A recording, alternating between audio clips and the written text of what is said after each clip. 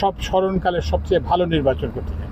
ভালো নির্বাচন মানে কি, আপনি যে ভোটার ভোট দিতে যাবেন তিনি ভোট দিতে পারবেন, বিভিন্ন প্রার্থী যারা পোলিং এজেন্ট তারা ওখানে থাকতে পারবেন, এবং যারা হবে কি বলে যে ভোটের পরে এটা একটা সবার সামনে উন্মুক্তভাবে ভোটের গণনা হবে, এবং যেই আসুক, আমরা তো কোনো দলের না, সমর্থক না, তো সুতরাং যেই আসুক আমরা তাকে স্বাগত জানাবো।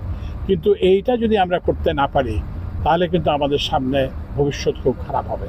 এবং এই জন্যই আপনারা এমন লোককে নির্বাচিত করবেন যিনি এই যে উন্নয়ন প্রকল্পটা সঠিকভাবে ব্যয় করবেন, সঠিক প্রকল্পে ব্যয় করবেন, এবং যাকে আপনারা তিনি এমন কোনো কাজ করবেন না যাতে তাকে পালিয়ে যেতে হয়, তিনি যাতে এখানে থাকেন, এরকম কাউকে আপনারা নির্বাচিত করবেন। আপনারা যাকে ইচ্ছা চাই, যাকেই আপনারা সেই প্রার্থী মনে করেন সেই প্রার্থীকে আপনারা ভোট দেবেন।